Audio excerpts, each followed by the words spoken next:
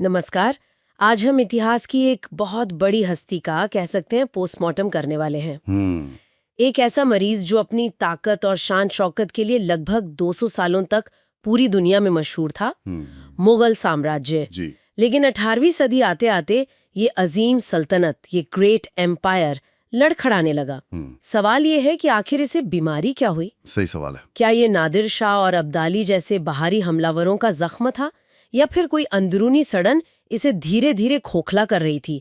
आज हमारे पास मुगलों का पतन और भारत का राजनीतिक विखंडन पर किया गया एक बहुत गहरा विश्लेषण है। जी। और इसी के आधार पर हम ये समझने की कोशिश करेंगे कि इस विशाल साम्राज्य की नींव आखिर हिली कैसे, औरंगजेब के शासन को अंत की शुरुआत क्यों कहा जाता है, और सबसे बड़ा सवाल, जब एक ताकतवर साम्राज्य बिखरता है तो उसकी जगह कौन लेता है? चलिए इस पूरी कहानी की परतें खोलते हैं। एक बात मुझे हमेशा से थोड़ी हैरान करती है। बताइए। इतिहासकार कहते हैं कि मुगल साम्राज्य का पतन औरंगजेब से शुरू हुआ, लेकिन उसी के दौर में मतलब 1658 से 1707 तक मुगल साम्राज्य अपने सबसे बड़े आकार पर था, काबुल से लेकर दक्कन तक। हाँ, ये बात सही है। तो ये दोनों बातें एक साथ सच कैसे हो सकती हैं कि साम्राज्य सबसे बड़ा भी हो और वहीं से उसका अंत भी शुरू हो जाए? ये एक बेहतरीन सवाल है और इसका जवाब सीधा नहीं है। देखिए, किसी साम्राज्य का सिर्फ आकार में बढ़ना हमेशा उसकी सेहत का सबूत नहीं होता। अच्छा। औरंगजेब ने दक्कन यानी दक्षिण भारत को जीतने के लिए लगभग 25 साल तक लंबी और बहुत खर्चीली लड़ाइयां लड़ी। 25 साल? जी। इससे साम्राज्य का नक्शा तो बहुत बड़ा हो गया, लेकिन इस प्रक्रिया में शाही खजाना लगभग खाली हो गया। और इससे भी बड़ी बात, उसने अपनी कुछ धार्मिक नीतियों से राजपूतों जैसे सबसे भरोसेमंद सहयोगियों को नाराज कर दिया। तो बाहर से जो ताकत दिख रही थी, वो दरअसल अंदर से साम्राज्य को कमजोर कर रही थी। उसने एक ऐसा ढांचा खड़ा कर दिया था जो उसके जाने के बाद संभल नहीं सका। यानी नींव में ही दीमक लगनी शुरू हो गई थी। बिल्कुल। और औरंगजेब की मृत्यु के बाद तो मानो पूरी इमारत ही चरमराने लगी। जो बादशाहों की लिस्ट हम देखते हैं वो सिर्फ नामों की लिस्ट नहीं है, बल्कि ये साम्राज्य के पतन की पूरी कहानी कहती है। बिल्कुल। औरंगजेब के बाद कोई भी ऐसा शासक नहीं हुआ जो उस विशाल साम्राज्य को संभाल पाता। उसके बेटों में उत्तराधिकार के लिए खूनी जंग हुई। उसके बाद जो आए उनकी हालत और भी बुरी थी। एक दौर तो ऐसा आया जिसे किंग मेकर्स का दौर कहते हैं। King makers? हाँ, जहां सैयद बंधुओं नाम के दो भाइयों ने फर्रुखसियर जैसे बादशाहों को अपनी कठपुतली बनाकर रखा और जब चाहा उसे मरवा भी दिया।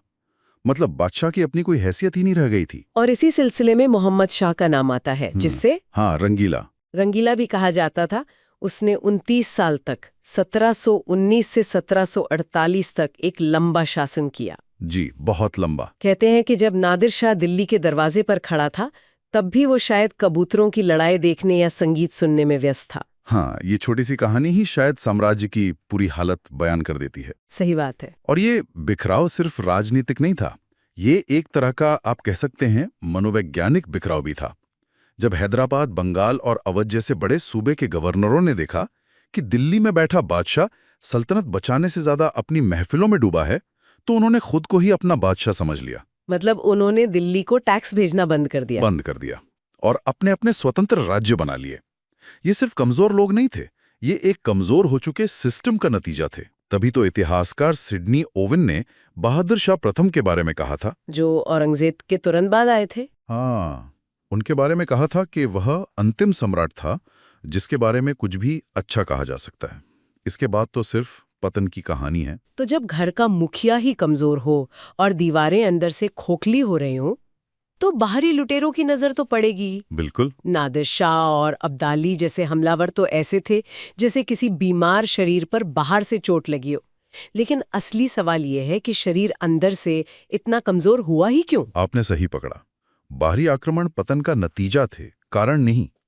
मुगल साम्राज्य की कमजोरी की खबरें वो ईरान और अफगानिस्तान तक पहुंच चुकी थी। अच्छा। उन्हें पता था कि दिल्ली का खजाना तो भरा है, लेकिन उसका रखवाला अब ताकतवर नहीं रहा। इसी का फायदा उठाया फारस के सम्राट नादिर शाह ने। नादिर शाह की लूट के बारे में पढ़ते हुए जो आंकड़ा मुझे चौंकाता है वो है 70 करोड़ रुपए। आज के जमाने में भी एक बहुत बड़ी रकम है। 18वीं सदी में तो ये कल्पना से भी परे होगी। बिल्कुल। और इसका असर बहुत गहरा और विनाशकारी था। 70 करोड़ रुपए तो सिर्फ एक अनुमान है, असल रकम शायद इससे भी ज्यादा थी। वो अपने साथ मशहूर मयूर सिंहासन और कोहिनूर हीरा भी ले गया। अरे बाप रे। लेकिन पैसे और जवाहरात से भी बड़ा नुकसान था मुगल बादशाह की इज्जत का। नादिर शाह ने दिल्ली में घुसकर कत्लेआम मचाया और मुगल बादशाह मोहम्मद शाह रंगीला को बंदी बना लिया। इस एक घटना ने पूरी दुनिया को दिखा दिया कि हिंदुस्तान का शहंशाह अब अपनी राजधानी तक की हिफाजत नहीं कर सकता। और इस विश्लेषण में इतिहासकार जॉन विल्सन एक बहुत दिलचस्प कनेक्शन बनाते हैं। वो कहते हैं कि नादिर शाह का सिर्फ 57 दिनों का शासन भारत की राजनीति को हमेशा के लिए बदलने वाला था। इसने ईस्ट इंडिया कंपनी जैसी विदेशी ताकत के लिए रास्ता कैसे बनाया? विल्सन का तर्क ये है कि नादिर शाह के हमले ने मुगल सत्ता के केंद्र को, मतलब दिल्ली को, तोड़कर रख दिया जी। और जब केंद्र कमजोर होता है तो अराजकता फैलती है। ग्रामीण इलाकों में छोटे छोटे गिरोह और लुटेरे सक्रिय हो गए, व्यापार और खेती चौपट होने लगी। तो एक तरह का केओस फैल गया। बिल्कुल। इस उथल पुथल के माहौल में ईस्ट इंडिया कंपनी, जो अब तक सिर्फ एक व्यापारिक कंपनी थी, उसने खुद को एक सैन्य शक्ति के रूप में पेश करना शुरू किया। अच्छा। उन्होंने कहा, हम आपको सुरक्षा देंगे, और इसी सुरक्षा के नाम पर उन्होंने धीरे धीरे भारत में अपने पैल जमाने शुरू कर दिए। नादिर शाह ने वो जमीन तैयार की जिस पर कंपनी ने अपनी सत्ता की फसल काटी। सही कहा। और ये सिलसिला रुका नहीं। नादिर शाह के बाद उसके सेनापति अहमद शाह अब्दाली ने तो जैसे भारत पर हमलों की झड़ी लगा दी। हाँ, अब्दाली ने 1748 से 1767 के बीच कई बार हमले किए। उसका सबसे बड़ा टकराव मराठों से हुआ, जो उस समय उत्तर भारत में एक बड़ी शक्ति के रूप में उभर रहे थे। और ये टकराव हुआ भारत के सबसे मशहूर युद्ध के मैदान पानीपत में। जी, पानीपत। ये नाम आते ही इतिहास की 3 बड़ी लड़ाइयां याद आ जाती हैं। 1526 में बाबर और लोदी, जिसने मुगल साम्राज्य की शुरुआत की। 1556 में अकबर और हेमू, जिसने मुगल साम्राज्य को बचाया। और फिर 1761 में अब्दाली और मराठे, जिसने मराठों के दिल्ली पर राज करने के सपने को तोड़ दिया। बिल्कुल। सवाल ये है कि हिंदुस्तान की तकदीर के इतने बड़े बड़े फैसले इसी एक मैदान में क्यों हुए? तरस की वजह अगर देखें तो बड़ी सीधी सी थी। पानीपत दिल्ली का एंट्री गेट था। Entry gate? हाँ, उत्तर पश्चिम से, यानी आज के अफगानिस्तान और मध्य एशिया से आने वाले किसी भी हमलावर को दिल्ली पहुंचने के लिए इसी रास्ते से गुजरना पड़ता था। अच्छा। दूसरा, यहाँ की जमीन सपाट और खुली थी, जो घुड़सवार सेना की लड़ाई के लिए कह सकते हैं जन्नत थी। और उस जमाने में जिसके पास बेहतर घुड़सवार होते थे, जीत उसी की होती थी। और दिल्ली से नजदीकी का भी फायदा मिलता होगा। बिल्कुल। दिल्ली के सुल्तान या बादशाह के लिए अपनी सेना, हथियार और खाने पीने का सामान यहाँ तक पहुँचाना बहुत आसान था। और शेरशाह सूरी की बनवाई ग्रैंड ट्रंक रोड भी यहीं से गुजरती थी, जिससे सफर और भी तेज हो गया था।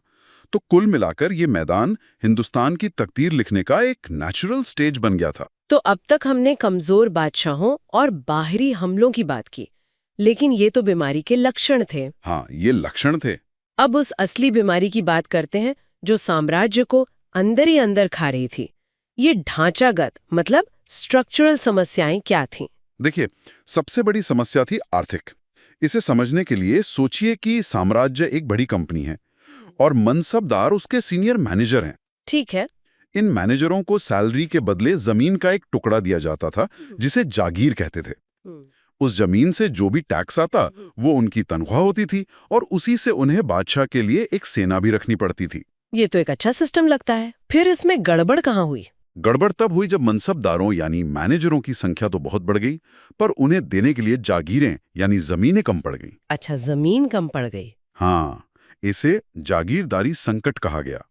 अब जब एक ही जमीन पर कई दावेदार हो गए तो हर कोई किसानों से ज्यादा टैक्स निचोड़ने लगा। इससे किसान बर्बाद होने लगे, खेती चौपट हो गई और साम्राज्य की आमदनी कम हो गई। तो ये एक विशियस साइकिल बन गया। बिल्कुल, एक ऐसा चक्र था जिसने पूरी अर्थव्यवस्था को खोखला कर दिया। तो यहाँ अलग अलग इतिहासकारों की राय जानना दिलचस्प होगा। क्या सब इस आर्थिक संकट को ही मुख्य कारण मानते हैं? नहीं, यहाँ इतिहासकारों के बीच एक तरह का डिबेट है। सतीश चंद्र और इरफान हबीब जैसे इतिहासकार इसी आर्थिक और प्रशासनिक संकट को सबसे बड़ी वजह मानते हैं। उनका कहना है कि ये कोई धार्मिक या राष्ट्रीय लड़ाई नहीं थी, बल्कि जमीन और संसाधनों की लड़ाई थी।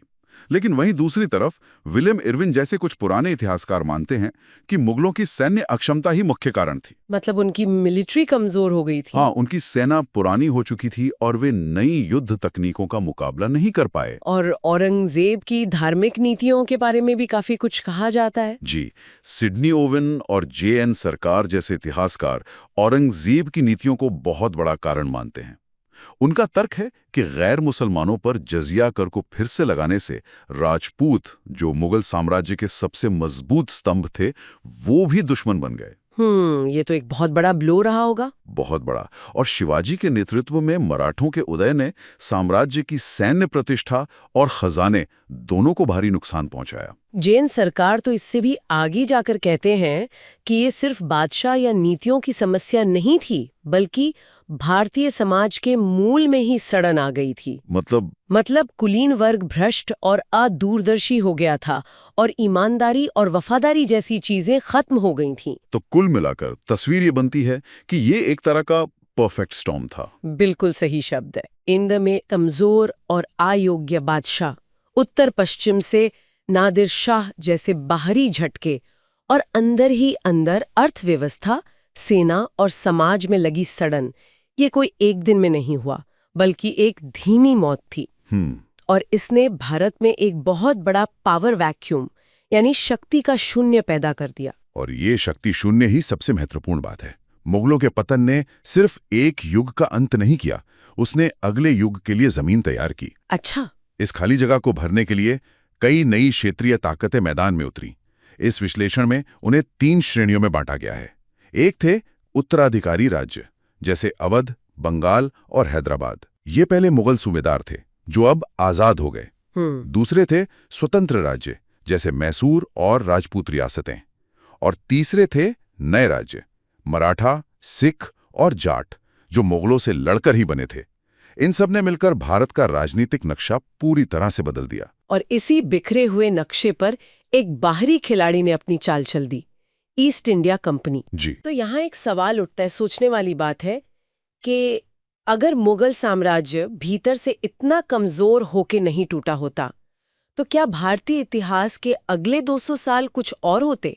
क्या एक विदेशी व्यापारिक कंपनी, चाहे वो कितनी भी चालाक क्यों न हो, कभी एक मजबूत और एकजुट साम्राज्य के सामने इतनी आसानी से अपने पैर जमा पाती?